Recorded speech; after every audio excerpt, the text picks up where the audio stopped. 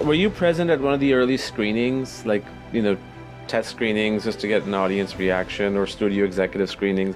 And do you remember the response that you had received at the time as an editor, just kind of making sure that things click?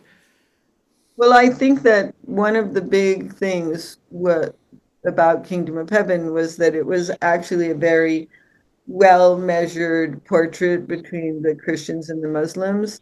And because there were beheadings, and their beheadings were at a time when there had been some actual beheadings, Mm-hmm. that really had an impact on everything. So audiences were very kind of taken aback, and but I would call that in a good way.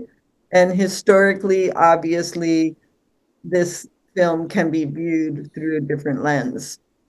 So I don't really, because I was just, I mean, I was not happy about cutting the film down, not at all. It was very painful to do it and wished that I hadn't had to do it.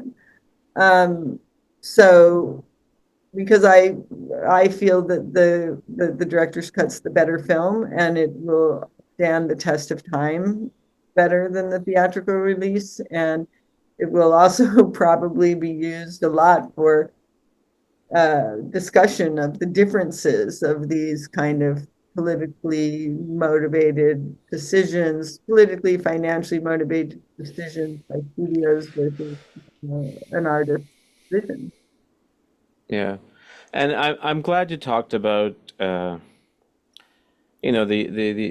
time that it came out. It was 2 years after the Iraq War, and I think that's when the insurgency was kicking off around that time. And then you talked about Christians and Muslims, and when I was watching it a week and a half ago, again, the director's cut for the first time, it was a very so my background is Muslim, and it was a very I don't really get in any way, like I know there's some films that portray one over the other in a way where there's no narrative, there's no arc of the character. But I really appreciated that in Kingdom of Heaven. And then when I saw that again, I remembered that time when I appreciated it at that time too when it came out. Because when it came out around that time, it was very weird days at those times, right? Like there weren't that many films coming out of that kind of nature. So I really appreciated that. And I wish part of me, even though I wish that beheading stuff that you're talking about wasn't cut out because I think it's okay to have stuff that pushes people to the edge because then you start questioning stuff. And as an audience, you need to watch that, you need to understand that. But hey, that's just me. Mhm. Well, ultimately, what I is still going back to saying it'll stand the test of time. It's a much more measured, I think it's just a more measured portrayal of forces coming together in a way that allows you to see them both sides as human beings.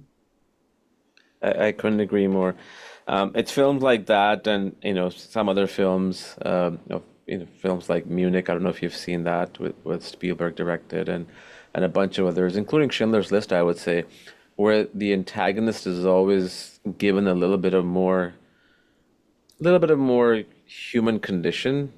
And I think that's very, very important because not just from the standpoint of doing the right thing as a storyteller, but also a strong antagonist makes your protagonist stronger, from a storytelling standpoint. So I really appreciate those kind of things because otherwise it's just like one dimensional and, one guy is beating everybody up and there's no arc to the other antagonist. And so I Kingdom of Heaven, that's one of the reasons I appreciated it when it came out.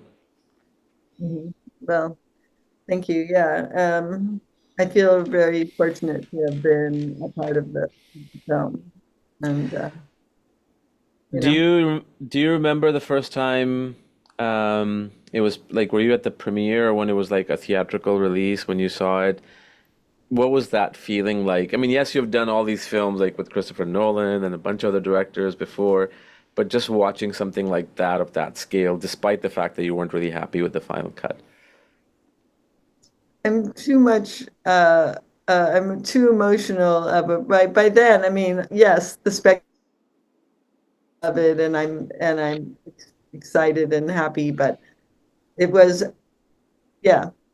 But I was still in that head of like, oh no, there's some, just to have that feeling, there's a better version of this film. I mean, that's a very painful place to be. And it doesn't just dissolve. It Yeah, takes because your time. name is attached to it too, right? Aside from that personal thing, like it gives an indication that you green, even though it's the studios that do that, but you were part of it, but you weren't. I have a friend who says it doesn't say a film by Dody Dorn on the front of the movie. So, That's true too. hey, that's supposed to make me feel better. Okay, thank